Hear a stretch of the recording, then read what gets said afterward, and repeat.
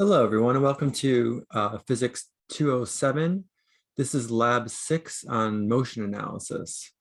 And actually, this is the same lab for Physics 206, except 206 doesn't need to do all the parts. Physics 206 will only do the first part and the last part, whereas Physics 207 needs to do all three parts. So again, to save a little bit of time, I'm going to record one video for both labs, 206 and 207, because they're very similar. So what we want to do in this lab is we want to digitize motion of a ball being dropped, a ball being rolled off of a table, and then someone performing a vertical jump. So a student performing a vertical jump when they're in the air. And then we're going to create the vertical position versus time graph, the corresponding vertical velocity versus time graph, and the corresponding vertical acceleration versus time graph for each of those motions. And then you're going to answer questions about the motions based on what you observe from the graphs. So really, this is another lab where graphical interpretation is going to be very important. Okay, so to help you guys with this, I'm going to analyze a very similar motion. I'm going to analyze someone throwing up a ball. So the ball leaves the person's hand, it rises to a peak, and it falls back down. So this will help you learn how to use the software to digitize the movies and create the graphs that you need. And also, I will discuss the graphs pretty carefully so that you can understand how to interpret the graphs. And if you understand the motion of someone throwing up a ball, it's going to be very similar. If someone's dropping a ball, it's just the second half of the motion, right? When the ball is falling from the peak downward. If someone's performing a vertical jump, it's basically the same as the motion as a ball being thrown up. So if you understand that motion, then you're going to have no problem answering the questions for your lab report. Okay, so to begin, let me go to Pascal Capstone and show you how to analyze a movie. Again, we'll look at someone throwing up a ball. Okay, so we're in Pascal Capstone. There's several ways you could access it. The easiest way is to go over to the right-hand side here in this menu and choose video analysis. So I'm going to double click on that. I'm going to go to open movie file. And then I want to find the movie. So I have it under this folder, video analysis. And this is going to be the ball throw, the ball that's thrown up. So let me double click on that. It should bring up the movie. And notice here, if you play the movie, here, I'll just do it frame by frame. See that little white ball? It's like right there. It leaves the person's hand, it rises to a peak, and then it falls back down to the ground. So we want to analyze the motion of that ball. So to do this, the first thing that we have to do is we have to tell the computer what a real world measurement is. In other words, in this case, we see how we have this meter stick in this field of view here. This tells the computer that this is 1 meter, because when the computer films this, right, each frame, these measurements are going to be in pixels. So when we find these coordinates, they're actually going to be in pixels, right, based on each frame of that movie. But we want real world units. We want this to be, positions in meters from the ground, how many meters up from the ground that particular ball is.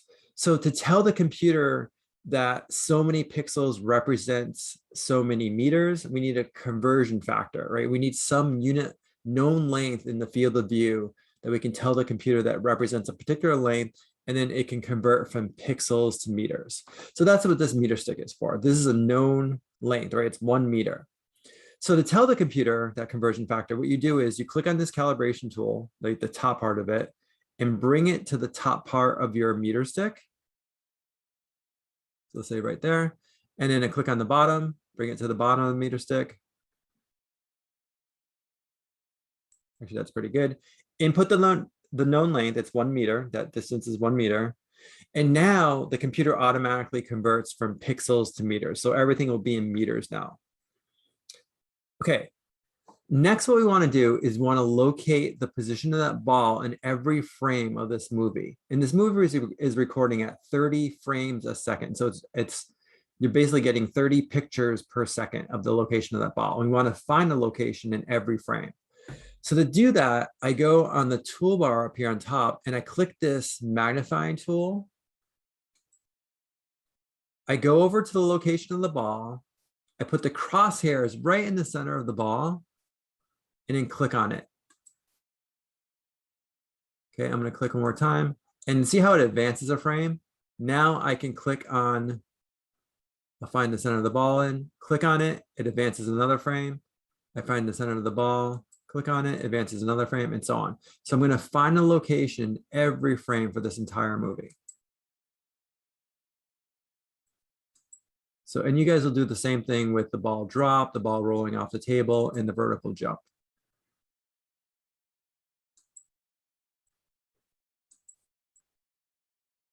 So you just want to take your time and try and do a good job at digitizing this.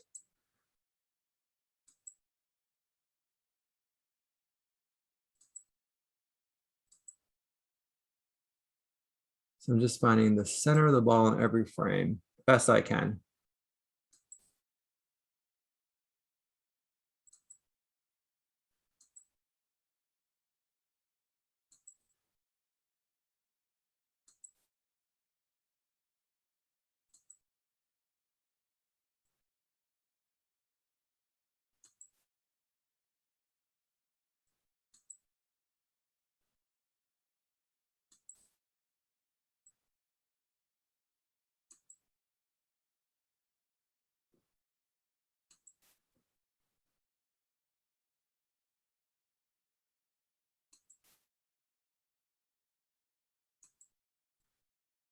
All right, that's it. Okay, now how do I create my vertical position versus time graph, my vertical velocity versus time graph, vertical acceleration versus time graph? To do the easiest way to do that is to go over to the side here, the right-hand side, this toolbar, and double click on graph. And then all you have to do is go to, you don't have to do the x-axis, it'll automatically put in time, which is what is on the x-axis correctly later. But you're gonna go to the y-axis, choose video analysis object 1, and then we want the y, which means the vertical position, right? Y is vertical position. You want to zoom in on this so it fills the whole screen. So remember, if you use this left icon up here, it'll zoom in. And then we want to give it a title. So I'll say vertical position versus time. So this is my vertical, my Y position, which is my vertical position on the Y and time on the X axis. I want to get rid of these line connections like I normally do. So I'll hover over a data point, right click, uncheck show connecting lines. And then for this position versus time graph, it turns out that a quadratic fit is best. So we're going to choose a quadratic fit. Something like that. Okay, to do the next graph, which is vertical velocity versus time, I double click on graph again. And now I choose object 1 and now VY, right? The vertical. Don't make the mistake and choose X for this part. You want the Y, the vertical. So vertical velocity. I'm going to zoom in again. I'll put a title, vertical velocity versus time. I'll get rid of the line connections. And in this case, it turns out a linear fit will work best. I'll do linear. Okay, then finally, I'll go to double graph again, double click on it. And now I want vertical acceleration versus time. So object 1, I want AY. I'll zoom in. This looks really noisy, but actually this is not too bad. What you want to do on this graph is, first of all, let me give it a title. So I'll say vertical acceleration versus time. It turns out that this should be pretty much constant, like horizontal, but it doesn't look it because it kind of zoomed in quite a bit. So what we can do is we can hover over the y-axis. See how you have these double, like the double arrow there? Like when you see the double arrow, right click, go to axis properties, axis scaling, and let's change the maximum and minimum values of that y-axis. The maximum, let's do like maybe, I don't know, maybe 10, I think will work well. And then for minimum, I'll do like -30. You should be able to use the same values for yours. So 10, -30. And then it should look better. It should look, yeah, see how it looks pretty much constant now? So I'm going to get rid of the line connections. Now, unfortunately, there is no average fit, right? There's no option for average or constant. So what you can do instead is see the sigma button here. If you just click on the sigma button, it'll automatically do an average and give you a line that goes across. So that's my average, -9.68 would be my average in this case. Okay, now I want to copy and paste these graphs into a document so that I can analyze them. And you guys will have to do the same, right? So that's usual. Click on the graph, right click, right on the border there, the blue border, go to copy display, and then paste it into whatever you want. Paste it into a Word document or like a Google Doc, whatever you want. And then we can analyze the graphs and answer your questions about the graphs. Okay, so I'm going to do that and I'll come back when I have them pasted into a document so we can discuss them. Okay, so now I have all the graphs in a Word document and we want to discuss these graphs. So remember, the first graph again is the vertical position of the ball versus time. Second is vertical velocity versus time. And third is vertical acceleration versus time. So let's start with vertical velocity versus time. First of all, what's happening with this ball? Well, we know from the movie that the ball is leaving the person's hand. It's rising straight up to a peak and then falling back down again, right? So if you look at the y-axis, remember this is vertical position, this is time. Over time, what's happening? Well, the y position is increasing. It reaches a peak somewhere right around here, maybe a little bit before 0.4 seconds, and then it starts falling. So that makes sense, right? Now, is the rate of change of the vertical position versus time, is it constant by looking at this graph? Well, remember, the rate of change is the slope of the graph, right? And what's happening with the slope of this vertical position versus time graph? Well, if you look first, the slope is some positive value. And then as you move on in time, remember you're drawing like a tangent line. The best way to do this is take a ruler and kind of draw like a tangent line right to the curve that just touches the curve at one point. What's happening with those slopes? They're decreasing, right? It's large here, it's positive, then it's smaller, still positive, but smaller, smaller, smaller. Right here at the peak, when the ball reaches the peak, what is the slope? Pretty much 0, right? And then after that, it becomes negative. Like at first, just a little bit negative, then more negative, more negative, more negative, more negative. The slope is getting steeper and steeper. So that means the rate of change of position with respect to time is not constant, right? Because that slope is changing. This would have to be linear for the rate of change to be constant. So slope is definitely changing. And what does the slope represent? Well, remember the slope of a position versus time graph represents the velocity. So the slope at any point in time here is going to be the instantaneous vertical velocity at that time. So again, it's a positive value, then it's still positive, it's decreasing, decreasing. Right at the peak, it's 0. And then it's negative, more negative, more negative, more negative, and so on. So if we look at the velocity graph, right, vertical velocity versus time graph, this graph should actually be the slopes of the position versus time graph, right? This should reflect the slopes of the previous graph. And notice here, initially, the velocity is like 3. And if you were to measure this slope, you'd find that it's about 3. Then a little bit time later, say at 0.1 seconds, you measure this slope. If you look at the velocity, it's around 2.4 meters per second. So it's decreased. Then you go further, decreased, decreased, decreased. At the peak, what is the slope here? It's 0, which means the velocity should be 0. And again, if I look at the same time, this is around maybe 0.3, I don't know, 0.375 maybe seconds, a little bit before 0.4, a little bit before 0.4, look what my velocity is. It is 0. So this slope is the same as these values. Then it becomes negative, more negative, more negative, and so on. So here it's negative, more negative, more negative, more negative. So it's getting faster and faster, but it's in the negative direction. So it's speeding up in a negative direction. So that makes sense, right? This velocity graph matches the slopes of the position versus time graph. Okay, now remember, what does the slope of a velocity versus time graph represent? Well, it represents acceleration. And if we assume, if we ignore this noise, a little bit of noise here, but ignore this noise, this is pretty much a constant slope, right? That slope doesn't change, it's linear. And we also know that it's negative.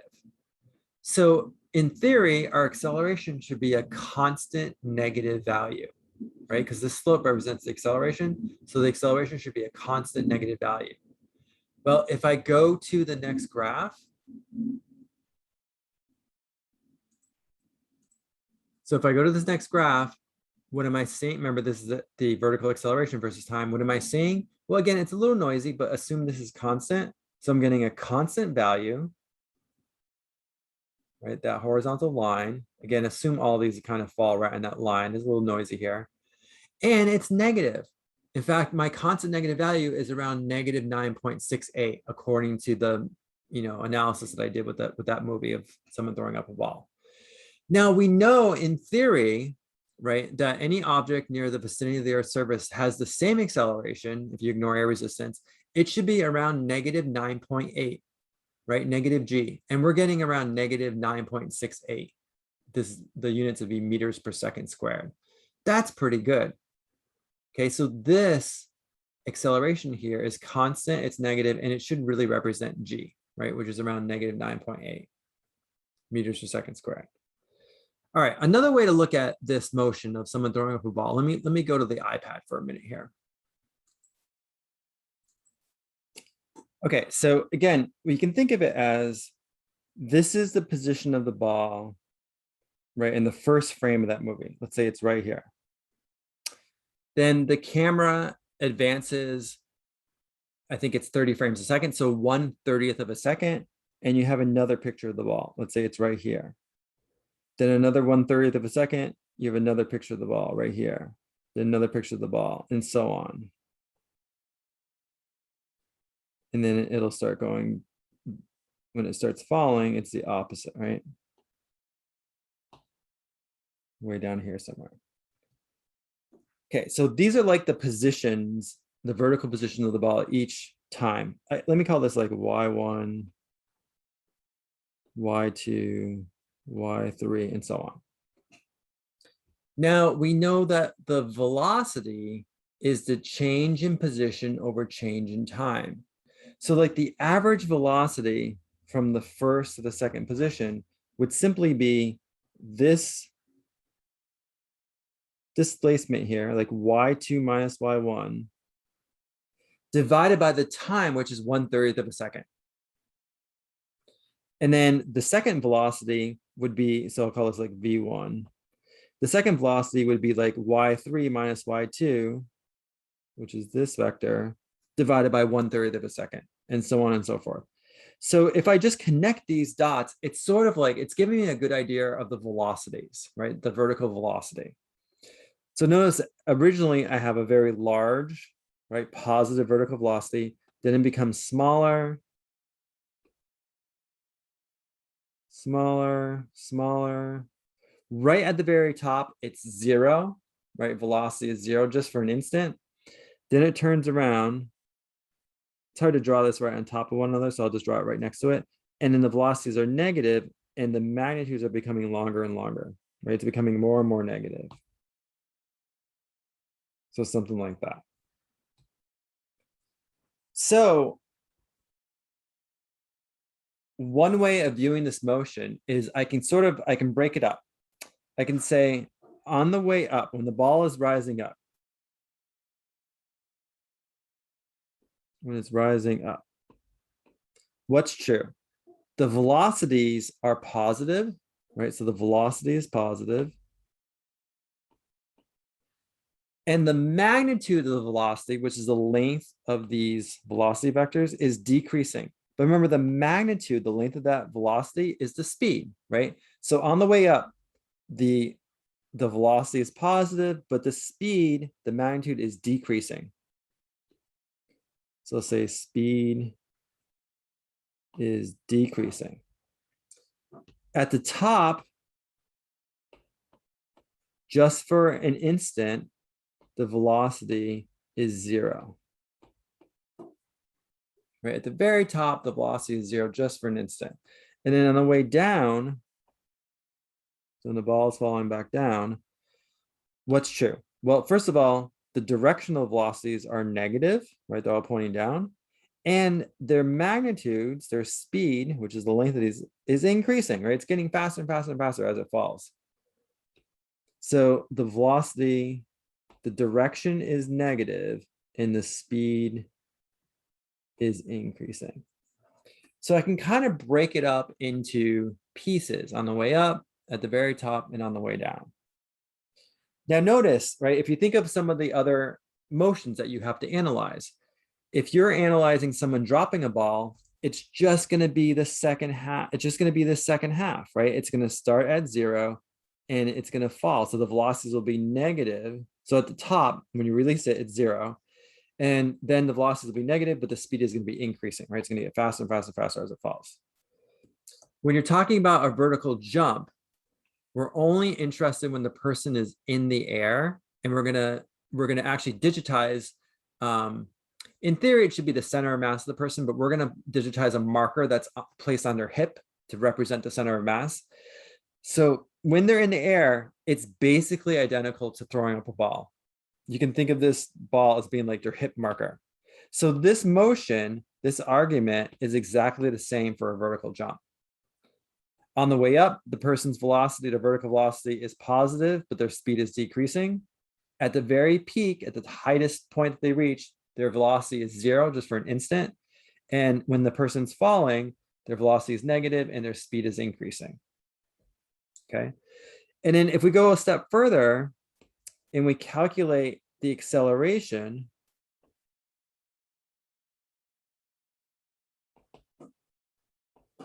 which, remember, the average acceleration, I'll say AAV, is the change in velocity over change in time. And it turns out in this case, it's going to be constant. It's going to be equal to G. It's negative too, and I'll say negative G. So in theory, it's going to be down, and it's equal to negative G. Throughout the entire thing, it's constant. Even at the peak, the acceleration is negative G. And on the way down, it's also negative. So it's negative G on the way up, it's negative G at the peak, and negative G on the way down. The acceleration is always the same value. Remember on that graph that we did, we found that the acceleration was a horizontal line, which meant it was constant and it was around negative 9.8. Right? In theory, this acceleration should equal negative 9.8 meters per second squared. Okay, so hopefully we get something close to that. If you get like negative 10 or negative 9.2 or something, that's very good. Okay, so based on this analysis, right, of just analyzing a ball, you should be able to answer the other questions that you need to for the lab. All right, let me go back to the video analysis to show you how to analyze the other movies that you need to analyze. Okay, so again, we're going to go to video analysis. Now, the first movie that you need to analyze is The Ball Drop. So that's this one right here. Now, so just like before, you have to tell the computer that this distance from the top of that meter 6 to the bottom represents 1 meter. So do that first, right? Make sure you drag this to the peak and drag this to the bottom part. And you tell it represents 1 meter. And then you only want to analyze the ball when it's in the air. So after it leaves her hand to right before it hits the ground, okay? So actually you have to kind of do this frame by frame to see exactly when it leaves her hand. So I'm going to increment this. Actually, let's just find it right now and I can tell you what time you should start at. when you analyze this motion.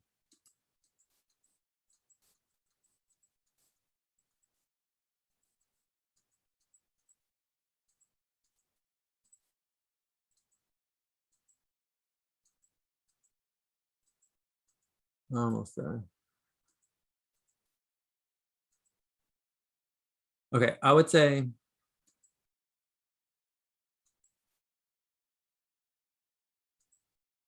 right there. So see 2.05 seconds, that's when you want to start. So remember, you have to go to the magnifying glass here, and you're going to start clicking on that, right, the center of the ball. For every frame, it'll increment automatically each frame. And you do that until right before it hits the ground. So what I would do is go until it hits, so 2.05 seconds all the way to, I would say right there, you want to stop because then it'll hit the ground after that, up to 2.52. So 2.05 to 2.52 seconds. And then just like before, click on graph, do a position versus time, a velocity versus time, and acceleration versus time graph. Right? Vertical position versus time, vertical velocity versus time, vertical acceleration versus time. And it's the same fits that I did for mine. Parabola, linear, and then you want to scale the y-axis, go from like -30 to 10, and you want just the sigma bar, right? You want an average fit. So just like I did before. Okay, and then you're going to answer questions about those graphs, about that motion, right? I'll talk about that in a second. Let me show you the second movie, the second motion you're going to analyze. So the second movie.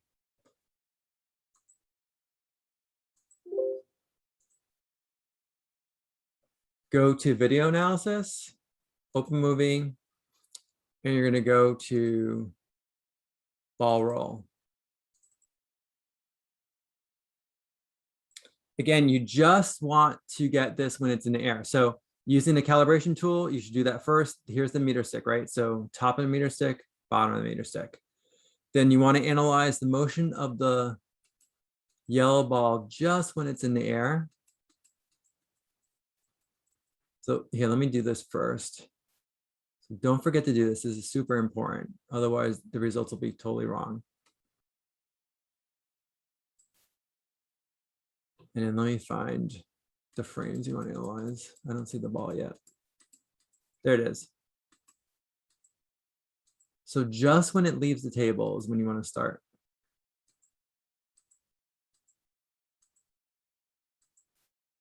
So probably right before, right there would be good. Okay. So at 1.17 seconds, that's when you want to start digitizing this.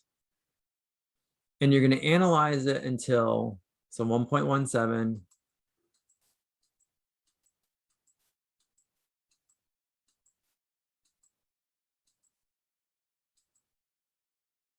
I'd say until 1.54. That would be pretty good right there. So 1.17 to 1.54. And in this case, you have to create graphs for the vertical position, velocity, and acceleration, and the horizontal. Okay, so both the vertical position, velocity, acceleration, and the horizontal position, velocity, and acceleration. You need graphs for both directions. And then you're going to have questions about these graphs. Okay, now let me go to the last motion, which is a vertical jump. I think I have an old one of me jumping. I'll just use that.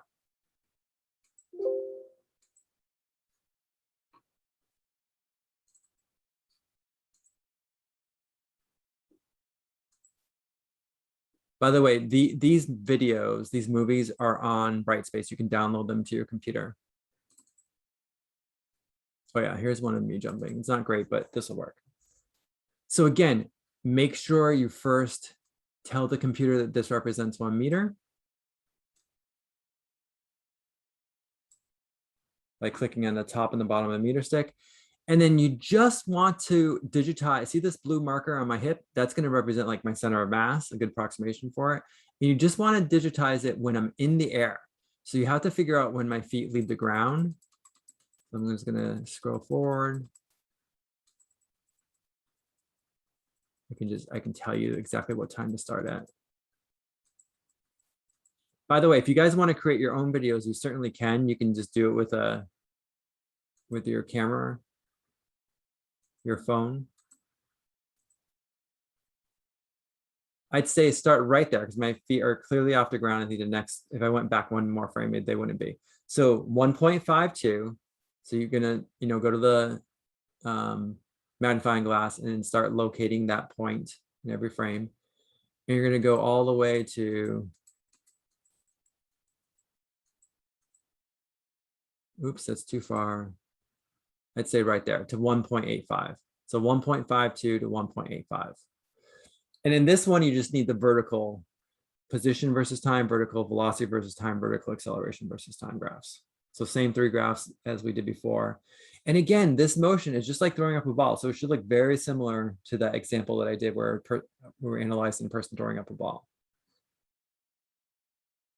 Okay, let's go back to the lab handout and discuss the questions that you need to answer. Okay, so part A, again, is the ball drop. Right, I gave you those times. If you forgot, go back in the movie and figure out exactly when you need to start it. Digitizing and end digitizing, it's just when it leaves her hand to just before it hits the ground. Create your 3 graphs. They should look very similar to these 3 graphs, right? And they won't be exactly the same because I got slightly different values when I digitize, but they should look very similar. So position versus time should look like this. Velocity versus time should look like this. And the acceleration should be constant, right? A constant negative value. In this case, we're getting around negative 9.9, which is pretty good. So once you're going to copy and paste your 3 graphs in, and then you're going to answer these 5 questions. So first question is, since the ball is dropped, we know that the Y position of the ball is decreasing over time, right? We can see that from the graph. However, is the Y position of the ball decreasing at a constant rate? So does this represent a constant rate, this decreasing?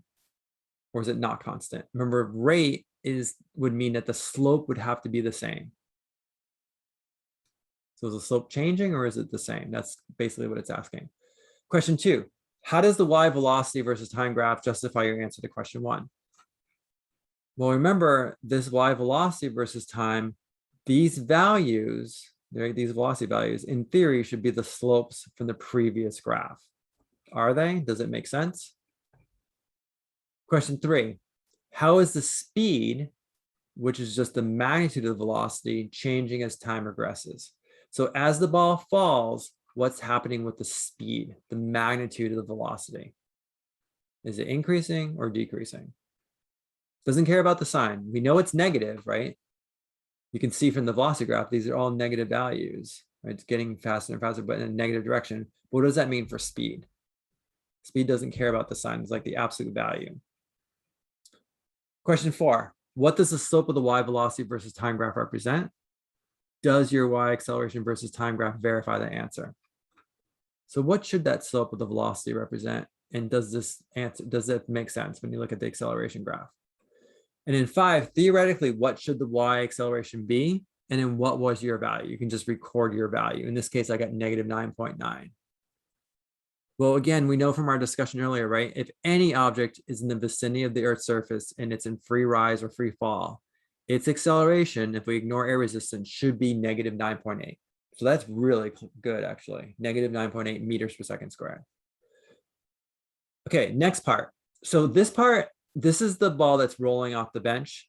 Physics 206 does not need to do this part, but Physics 207 does.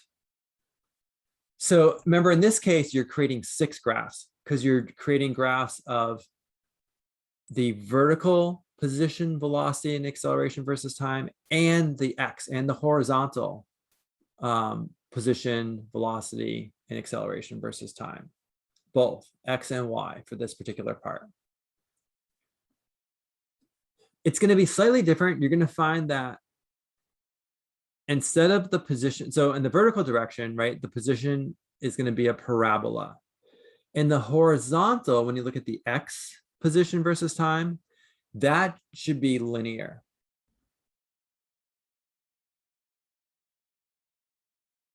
Now the velocity in the vertical direction, it's linear. In the horizontal direction, you're going to find it should be a constant. And then finally, in the acceleration in the vertical direction, it's constant. In the x direction, the horizontal, you should find it's pretty close to 0. Okay. So question 6 is, since the ball is moving forward, right, the x position, the horizontal position of the ball is increasing over time, as can be seen from the graph. Well, you'll see that from the graph.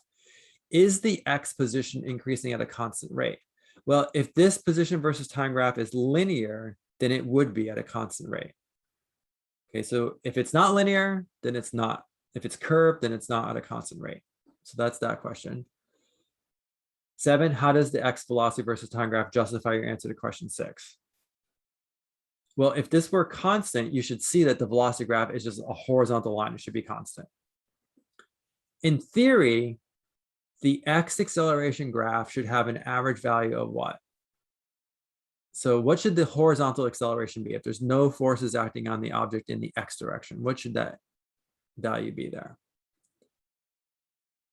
And then question 9, compare the vertical position, the y position, the y velocity and y acceleration graphs to those obtained in part A, where the ball is just being dropped.